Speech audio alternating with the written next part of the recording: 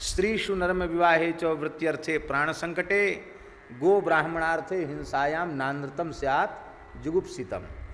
इतनी जगहों पर झूठ बोलना बहुत निंदित नहीं है। स्त्रीषु,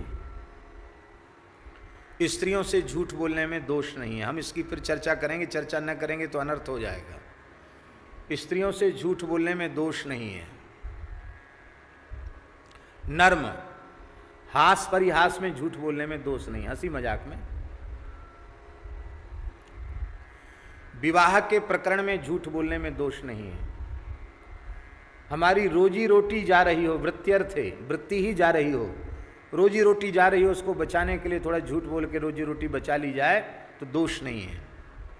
प्राण संकटे, प्राण संकट में हो और झूठ बोलने से प्राण बच जाते हैं तो प्राण बचा लो और फिर प्रायश्चित कर लेना। झूठ बोलने का कोई बात नहीं, जीवन बचाओ, जीवन ज्यादा मूल्य का है।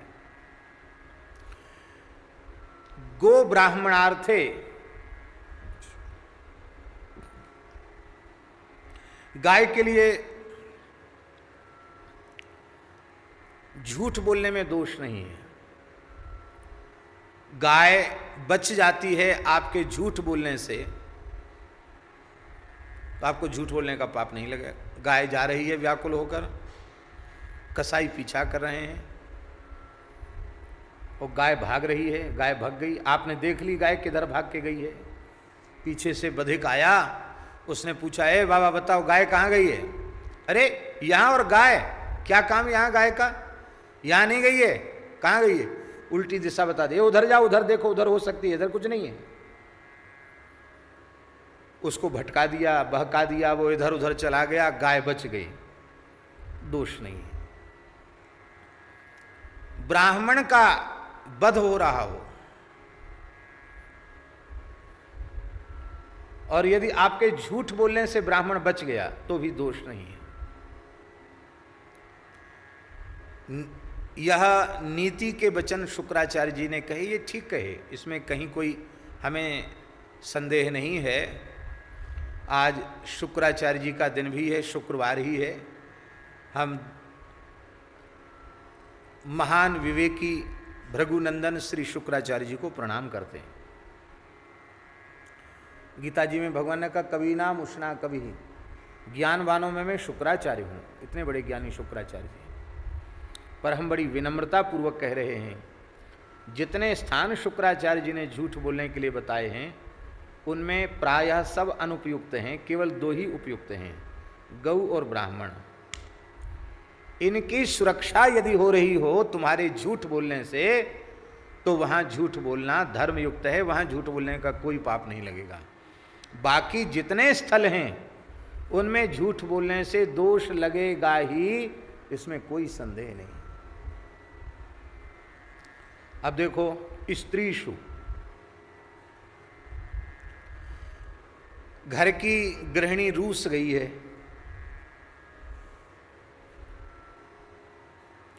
माताएं भावना प्रधान होती हैं, भावुक हृदय उनका ज़्यादा होता है, और कहीं कुछ पड़ोस में देख लिया, किसी सहेली ने कुछ खोपड़ी में घुसा दिया, बस घुस गई तो घुस गई। उसका समाधान जब तक नहीं होगा तब तक चैन नहीं उनको। प्रकृति होती उनकी। अब रुस गई है,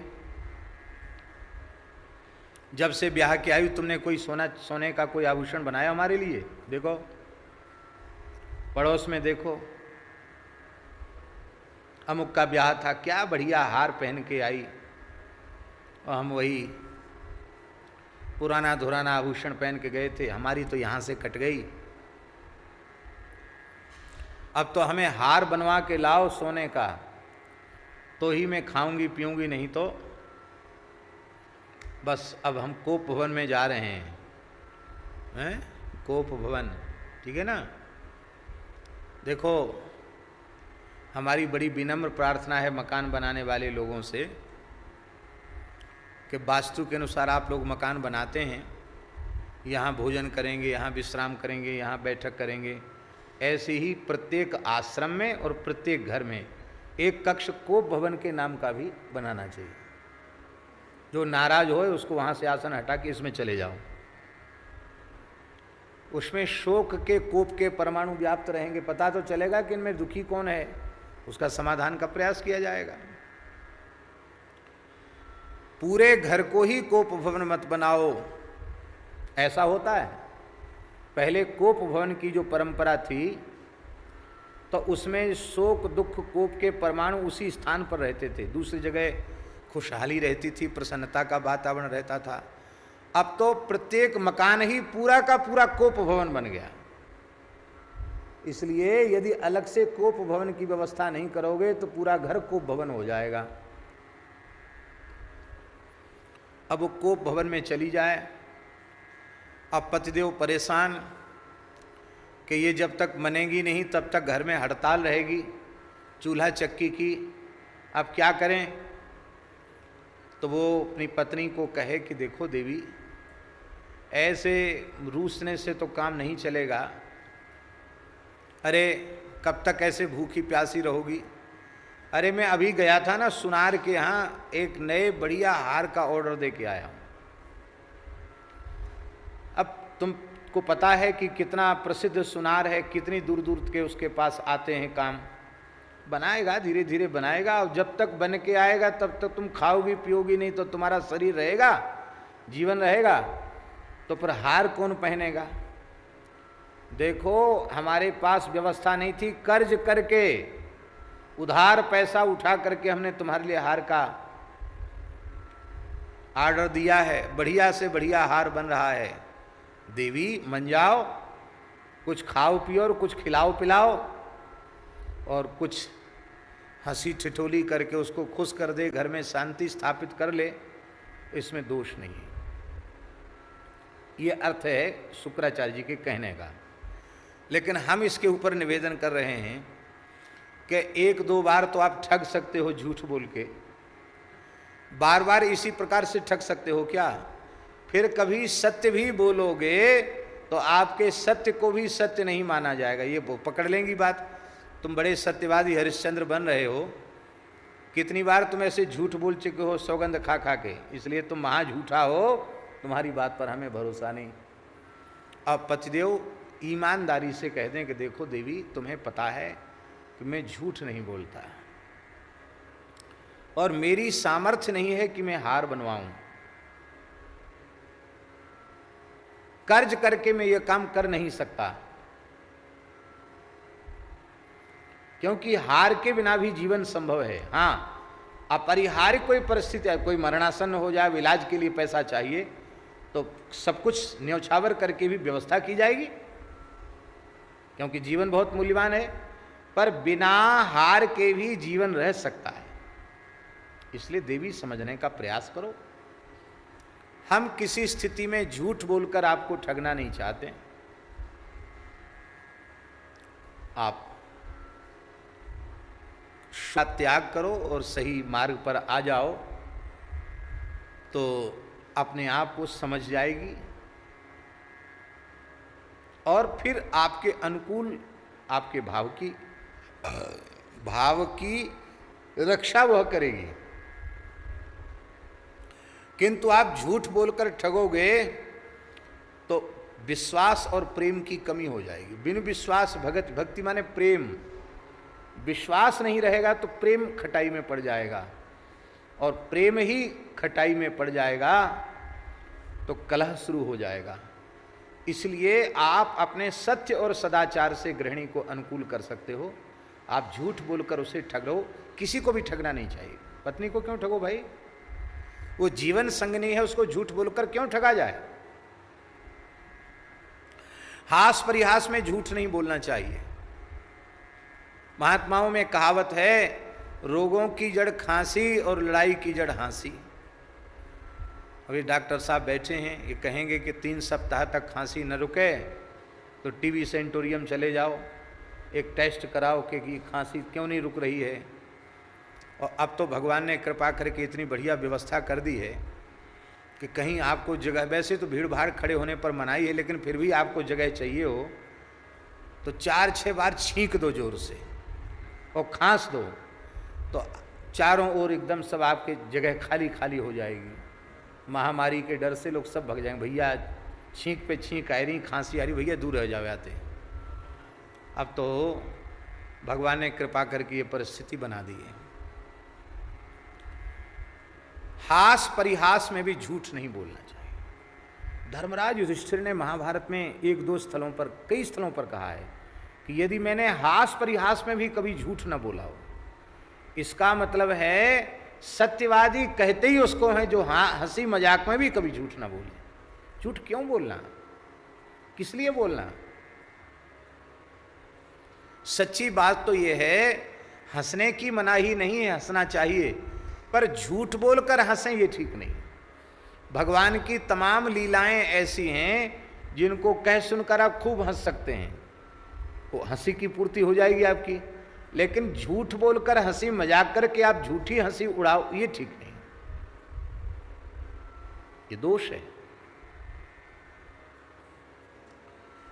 हंसी से मनुष्य के व्यक्तित्व की पहचान होती है। बहुत उत्तम प्रकृति के जो लोग होते वो दांत फाड़ के नहीं हंसते हैं, हा हा हा हा करके नहीं हंसते हैं। देखा होगा नाटक में, लीला में रावण आता है, कंस आता तो कैसे हंसता है,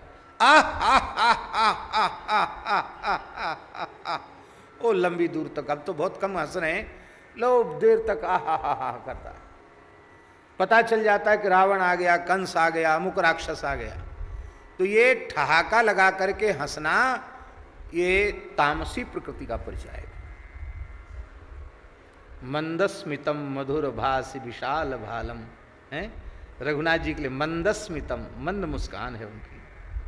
हमारे वृंदावन बिहारी श्री ठाकुर जी, लखी जिन लाल की मुस्कान, तिन ही बिसरी वेद विधि जप जोग संयम ध्यान, नेम व्रत आचार पूजा पाठ गीता ज्ञान, रसिक भगवत दृगदई असी ऐचिके मुख म्यान, लखी जिन लाल की मुस्कान। ये मुस्कान, ये उत्तम सात्विक प्रकृति के जो महानुभाव हैं, महापुरुष हैं, उनकी पहचान। सामान्य हंसी से हंसना ये मध्यम कोटि के जीव हैं। ठहाका लगा के हंसना, बिना बात हा हा हा करना, ये जो है अधम प्रकृति के लोगों की पहचान है। और अब तो हंसी लोग भूल ही गए हैं। लोगों ने बता दिया कि हंसने से बड़ा फायदा होता स्वास्थ्य में, तो सवेरे बगीचों में घूमने जाएंगे और कोई कारण नहीं है, ऐसे ही एक दूसरे को देखे हा हा हा। अरे ये नकली हंसी से थोड़ी फायदा होगा, आप असली हंसी हंसो, भीतर से इतने आह्लाद में रहो कि आपको हंसी आवे, ये तो अच्छी बात है। बोलो भक्तवत्सल भगवान की जय। इस प्रकार से हास परिहास में भी झूठ बोलने की जरूरत नहीं है। विवाह के प्रकरण में भी झूठ बोलने की आवश्यकता नहीं है। विवाह के प्रकरण में झूठ बोलने का मतलब है, किसी कन्या का विवाह हो रहा है, अब किसी बात पर बात अटक रही है, लड़की वाला बड़ा परेशान है, लड़के वाला नखरे कर रहा है और वो आप पर विश्वास करता है। आपने कह दिया कोई बात नहीं, हम जानते हैं लड़की बहुत अच्छी है, उजेला कर देगी तुम्हारे घर में आके, यूँ है त्यों है, उसमें कोई मीन मेख भी है, उसको छिपा लेता है और कहता नहीं नहीं बहुत अच्छी लड़की, बच्ची हमने देखी, बहुत सुंदर है, बहुत बढ़िया है, तुम्हारे घर में उजारों कर देगी, अरे हमारी गारंटी है, विश्वास करो, हमारा तो विश्वास करो। ऐसे कह के विवाह करा दे झूठ बोल के भी, तो दोष नहीं लगेगा, क्योंकि एक कन्या का पाणी ग्रहण करा है, कन्यादान हुआ है। पर भाई यह व्यक्ति का अज्ञान ही है कि वह समझता है कि मेरे झूठ बोलने से विवाह हुआ, झूठ बोलने से नहीं हुआ। जिस जीव का जहाँ संस्कार होना निश्चित है वहाँ ही उसका संस्कार होगा। तुमने झूठ बोलकर एक झूठ बोलने का पाप अपने सिर पे ले लिया, एक समस्या तो ये हो गई। दूसरी समस्या ये हो जाएगी, सामने आवेगी, दूसरी समस्या सामने यह आवेगी कि वर पक्ष कन्या पक्ष का तो प्रयोजन सिद्ध हो गया, अब कोई भी बात आएगी ना अटपट तो बिचौलिया मारा जाएगा। अरे भाई शुक्ला जी आप क्या कह रहे थे, हमने तो आप पर विश्वास किया, आपने इतना धोखा दिया हमारे साथ, अब समाधान करो। लो ये अच्छी, ब्याह तो लड़का लड़की का हुआ, हम बीच में पिस रहे हैं, बिचौलिया मारा जाएगा। इसलिए झूठ क्यों बोलना? आप सही सही कह दो, देखो भाई बात ऐसी है, बाद में आप कहो कैसा है तैसा है, वो ठीक नहीं। ये सही सही बात ये है, आप राजी हो तो ठीक है, नहीं राजी हो कोई बात नहीं, जैसा भगवान ने विधान बनाया होगा, जैसा संयोग होगा वैसा हो जाएगा। हम देखो झूठ नहीं बोलते, सच्ची बात ये है, आप बच जाएंगे। अथवा आप नहीं बोलो, भाई आप जानो हम बीच में नहीं है, सीधी सी बात, हाथ जोड़ लो, झूठ क्यों बोलना? रोजी रोटी के प्रश्न पर झूठ बोलने की बात तो ऐसी है कि ये यदि छूट दे दी जाए वृत्त्यर्थे, तब तो सत्य बोलने की जगह ही नहीं रह जाएगी। हर आदमी यही कहेगा, भैया हम तो रोजी रोटी के लिए झूठ बोलते हैं, सब यही तो करते हैं, हमारी रोजी रोटी, झूठ नहीं बोले तो हमारा काम नहीं चलेगा। तो हर व्यक्ति रोजी रोटी के नाम से झूठ ही बोलेगा, फिर सत्य के लिए स्थान ही नहीं रह जाएगा। इसलिए रोजी रोटी के लिए भी झूठ नहीं बोलना। हमने एक ऐसे वैश्य महानुभाव देखे जिन्होंने अपने जीवन में पूरे व्यापार में कभी झूठ नहीं बोला, और इसके लिए उनको बहुत संघर्ष करने पड़े, क्योंकि अधिकारी बड़े भ्रष्ट होते हैं, लोग उनके पीछे पड़े और उनको हानि भी पहुंचाई लोगों ने, लेकिन वे झुके नहीं। जीवन में ना एक फूटी कौड़ी किसी को रिश्वत के लिए दी, ना झूठ बोले। धीरे धीरे ऐसी स्थिति हो गई कि बड़े बड़े अधिकारी उस जिले में आते थे तो उनको एक संत के जैसा आदर देकर उनका दर्शन करते थे, और कभी जीवन में टैक्स चोरी नहीं की, पूरा टैक्स गवर्नमेंट को दिया। भाई हम झूठ तो तब बोले जब टैक्स चोरी करें। और उनका अंतिम जीवन इतना बढ़िया था, अपने बच्चों को सबको काम धंधा संभालने के बाद कम से कम 10 सहस्रनाम तो वो रोज पढ़ते थे। राम सहस्रनाम, विष्णु सहस्रनाम, गोपाल सहस्रनाम, गायत्री सहस्रनाम, गंगा सहस्रनाम, शिव सहस्रनाम, गणपति सहस्रनाम, सूर्य सहस्रनाम, दुर्गा सहस्रनाम, यमुना सहस्रनाम, ये 10 सहस्रनाम तो रोज पढ़ते थे, पाठ करते थे इतना। रामचरितमानस का अलग, भक्तमाल का अलग, भागवत जी का, और बाकी समय में नाम जप। इतना अच्छा साधक का जीवन उनका गया, क्या कहना। और वो कहते थे कि हमको इच्छा ही नहीं होती कि मैं कहीं जाऊं, क्यों? मैं अपने आप में मस्त और व्यस्त रहता हूं। रोज रुद्राभिषेक करते थे। वैश्य थे। तो कहने का आशय हमारा ये है कि आप रोजी रोटी के लिए झूठ बोलने से आपको धन आएगा, ऐसी बात नहीं है। अभी भी ऐसे लोग हैं जो जीवन में कभी झूठ नहीं बोले। हम बड़े भाव से स्मरण करते हैं केशव राम जी, कलकत्ता वाले, जो गीता प्रेस की कल्याण कल्पद्रुम पत्रिका के संपादक हैं। 1 पैसे की आज तक टैक्स चोरी नहीं की, और आज 90 वर्ष से ऊपर आयु उनकी हो रही है। समय से दोनों समय की संध्या करते हैं, और बाल भी सफ़ेद नहीं है, पूरे काले हैं, रंग लगा के नहीं, बिना रंग लगाए। बहुत संयमी सदाचारी जीवन है। समय से संध्या करते, कभी झूठ नहीं बोलते, कभी चोरी नहीं करते। क्यों? बोले बचपन में ही सेठ जी का सत्संग मिल गया, सेठ जी के सत्संग का प्रभाव है, सब काम बढ़िया चल रहा है। नीची नजर करके चोर को जीना पड़ता है। आप चोरी करोगे ना तो चोरी तो छिपके की जाएगी। आप चोर नहीं हैं तो आपको काय बात का डर है? आप कोई गलत काम करते ही नहीं हैं तो आपको भयभीत होने की क्या आवश्यकता है? छोटे अधिकारी भी ईमानदार होते हैं तो बड़े निर्भीक होते हैं। आप तो जीवन भर रहे हैं सरकारी काम में। जो भ्रष्ट अधिकारी होते हैं वे बड़े डरपोक होते हैं। और छोटे पद पर है कोई अधिकारी लेकिन एकदम ईमानदार है, वो अपने से बड़े से भी नहीं डरेगा, क्योंकि सत्य पर है ना, सत्य का बल उसके साथ है। प्राण संकटे, प्राण संकट में हो तो भी झूठ नहीं बोलना चाहिए। सत्य की रक्षा के लिए यदि आप अपने प्राण दे देंगे तो आप सब लोकों का अतिक्रमण करके ब्रह्मलोक सत्यलोक को प्राप्त करेंगे, वैकुंठ को प्राप्त करेंगे। और झूठ बोलकर आप बच जाएंगे तो कब तक बचेंगे भाई? अमर होके आए हैं क्या? मरना तो पड़ेगा ही।